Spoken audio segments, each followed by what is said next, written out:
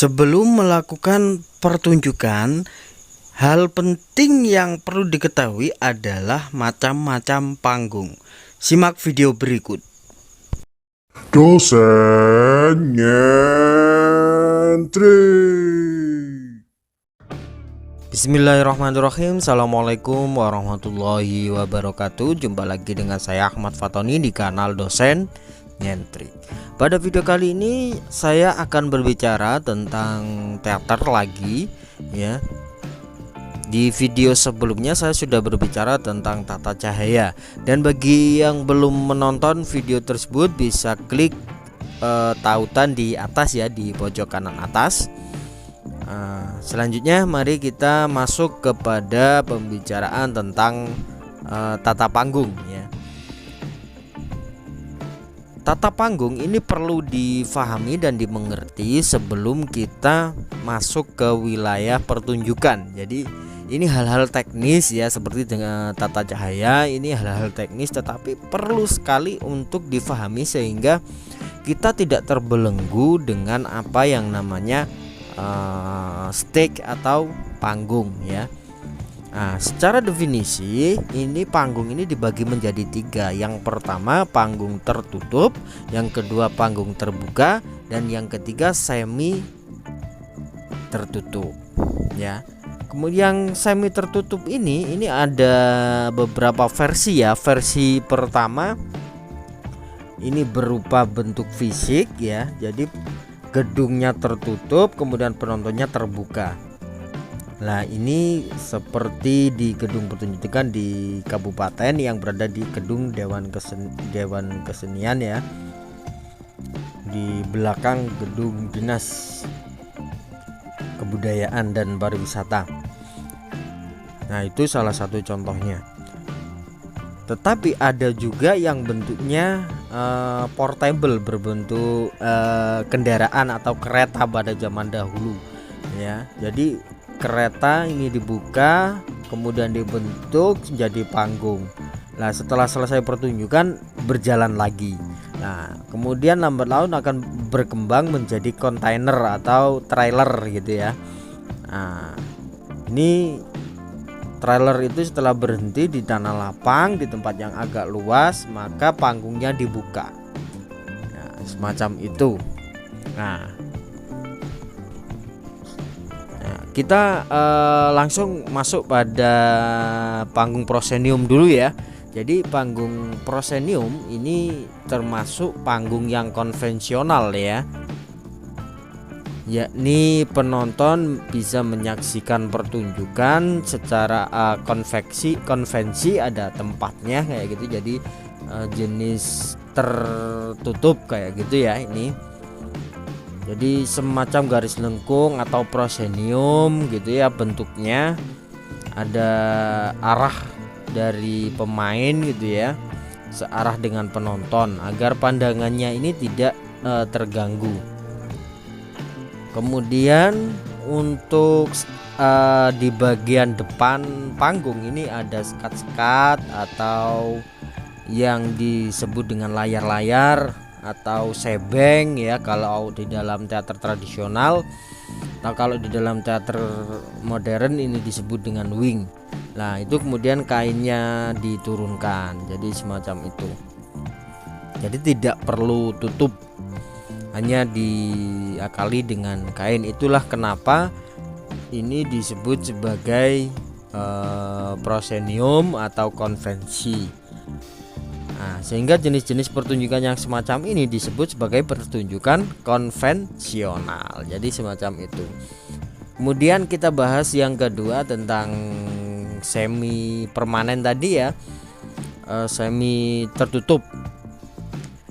Panggung atau disebut juga dengan panggung portable. Jadi ini adalah jenis panggung yang bisa dipindah-pindah, bisa menggunakan kursi, bisa menggunakan lesehan, dan tentunya dengan tata lampu ya untuk penguatnya. Jadi ini sangat fleksibel sebagai orang-orang yang sudah memilih hidup dan bekerja melalui seni pertunjukan. Ini sangat cocok dengan digunakan mobilitas gitu ya, tetapi modalnya cukup besar. karena harus membuat kendaraannya yang disetting menjadi panggung, jadi semacam itu.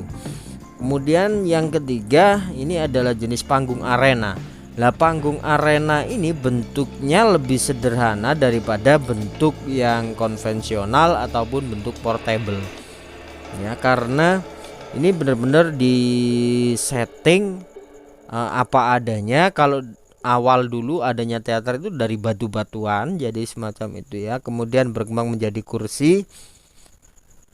Jadi semacam itu kalau panggung arena. Lah panggung arena sendiri ada yang berbentuk seperti tapal kuda. Mengapa disebut seperti tapal kuda? Karena memang bentuknya seperti tapak kaki kuda gitu ya, atau tapalnya kuda. Nah kemudian yang kedua panggung arena 3/4. Nah kenapa disebut sebagai panggung arena 3/4? Karena penonton hanya bisa melihat dari 3 sisi. Sedangkan sisi di belakangnya ini untuk kru, untuk aktor dan orang-orang yang memproduksi pertunjukan.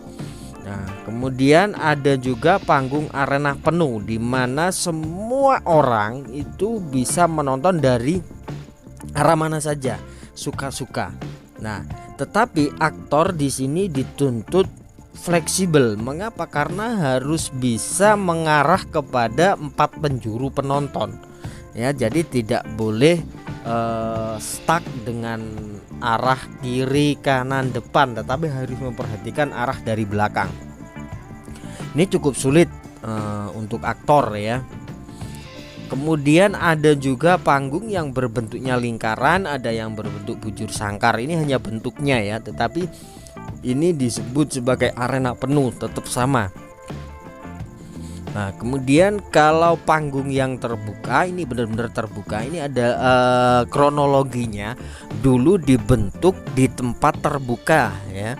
Kalau kekinian ini bisa dilakukan di tempat-tempat terbuka, di lapangan, di depan rumah, di taman, di pasar dan lain sebagainya. Nah ini biasanya diterapkan untuk saat ini oleh teman-teman yang melakukan performance art gitu ya. Nah, kalau di Mojokerto digunakan untuk sendera tari, biasanya di hari jadi Majapahit gitu ya, di Candi Bajang Ratu gitu yang sering. Jadi hal-hal itulah yang macam-macam ya, macam-macam panggung yang bisa difahami, yang bisa dimengerti secara teknis, itu definisinya. Jadi ketika kita hendak melakukan sebuah pertunjukan, kita tidak boleh terhenti pada wilayah tempat kita nanti bermain di mana. Jadi semacam itu. Secara definisi panggung itu macam-macam. Jadi kalau seperti di teman-teman di Jakarta itu ada teater kubur, mereka bermainnya di kuburan. Ya, ini adalah jenis panggung terbuka. Kemudian di Solo ada teater ruang gitu ya, yang digawangi oleh Joko Bibit gitu ya. Itu bermain di kebun, di halaman rumah, di dalam rumah. Jadi semacam itu. Jadi untuk rekan-rekan yang belum punya tempat pertunjukan, jadi jangan khawatir ya, bahwa definisi panggung itu ada panggung terbuka, ada panggung tertutup, ada panggung semi tertutup. Jadi teman-teman bisa fleksibel ya. Kalau memang ingin memiliki gedung pertunjukan tertutup, jadi harus rajin-rajin mengumpulkan uang, rajin-rajin pentas untuk menyisihkan hasil pentasnya, sampai suatu ketika bisa membangun gedung pertunjukan sendiri. Nah, itu juga salah satu cita-cita saya, memiliki gedung pertunjukan sendiri. Semoga kita yang memiliki mimpi yang sama dimudahkan oleh Allah Subhanahu wa taala, dan kita akan bertemu di panggung itu bermain bersama. Amin amin ya robbal alamin. Cukup sekian video kali ini yang berbicara tentang tata panggung. Semoga penjelasan singkat saya ini bisa dijadikan acuan untuk terus berkreasi. Cukup sekian, bila ada salah kata saya mohon maaf. Saya akhiri, wassalamualaikum warahmatullahi wabarakatuh. Sampai jumpa lagi dengan saya Ahmad Fatoni di kanal Dosen Nyentrik. Jangan lupa subscribe.